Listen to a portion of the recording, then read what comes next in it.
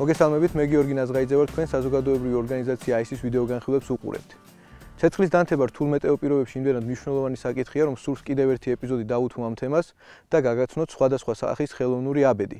ზოგადად აბედი უნიშნელოვანესი კომპონენტია კოცონის დანთებისას, ვინაიდან მისი ფუნქცია აალდეს თუნდაც ერთი ნაპერწკლით და აანთოს უფრო მოზრდილი ფიჩხი.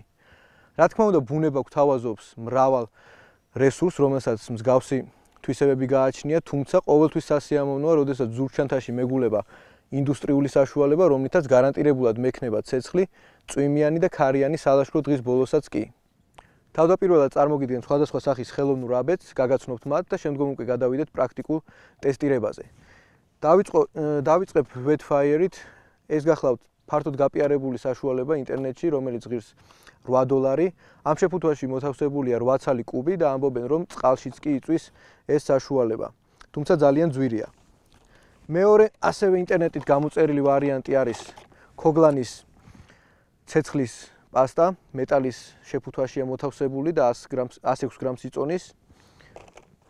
SBT-ის საწვავის კუბები, რომელთა პირველადი დანიშნულება, რა თქმა უნდა, წყლის ადუღება, თუმცა დაფხვნის შემთხვევაში, რა თქმა უნდა, შესაძლებელია ცეცხლის დანთებაც. მშრალი ნავთი. ეს საშუალება იყიდება ადგილზე, ანუ აქვე. შესაბამისად არის გაცილებით უფრო მარტივი საშოვნი, ღირს მხოლოდ 5 ლარი და მუშაობს მშვენივრად. ერთი ესეთი შეფუთვა გვეყოფა რამდენიმე სეზონი. და ბოლოს ვაზელინის ბურთები, რომელიც სახლის პირობებში მზადდება, არის უიაფესი და ძალიან მუშა ცეცხლის დასანთები აბედი.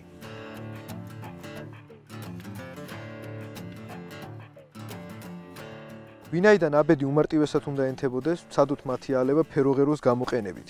ამისთვის კუბები ოდნავ უნდა დავაქუცმაცოთ, ხოლო ვაზელინის ბურთები გავწეწოთ.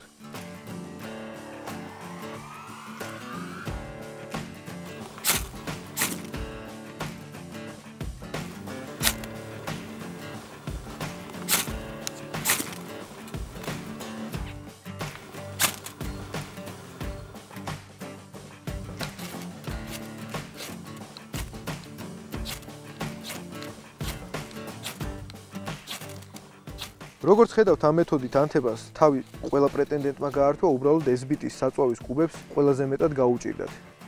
მოდით კიდევ უფრო გავართულოთ ჩვენი ეს ტესტი. თითოეულ მათგანს დავასხათ წყალი და ხელახლა ვცადოთ დანთება.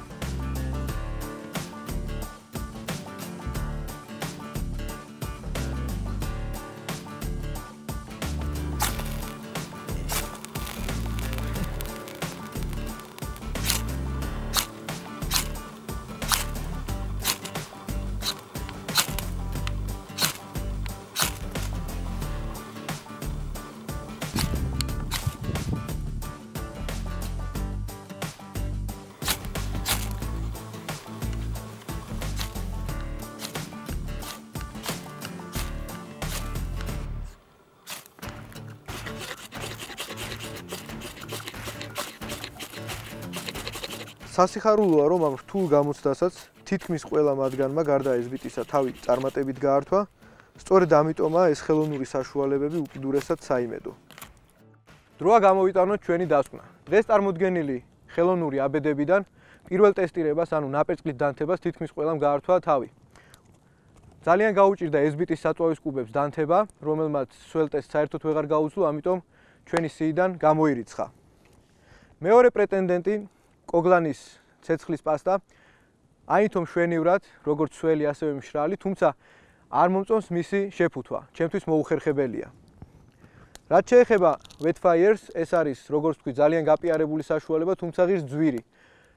გაუმართლებელია 8 ცალ კუბში $8 გადახდა, როდესაც ამ თანხით შეგვიძლია დავამზადოთ ისეთი საიმედო საშუალებები, როგორიც არის ვაზელინის ბამბურთი და მშრალი ნავთი და $8 თანხაში მოგვივა რამდენიმე წლის სამყოფი აბედი. სწორედ ამ მიზეზებიდან გამომდინარე, ჩემს ცეცხლის საკუთვნოში მოიპოვება ორი ხელოვნური აბედი, ეს გახლავს ვაზელინის ბამბურთი, რომლის დამზადებას ცალკე ეპიზოდში გასწავლით და მშრალი ნავთი, რომელიც ხელმისაწვდომია თბილისში ადგილზე. ეს ორი საშუალება შესაძლებელს ხდის, თუნდაც ასეთ წვიმიან ამინდში გქონდეს ცეცხლი და გავთბეთ. თუ კი მოგეწონათ ჩვენი ვიდეო, გთხოვთ გააზიაროთ ეპიზოდები და მაქსიმალურად გამოიწეროთ YouTube-ის არხი.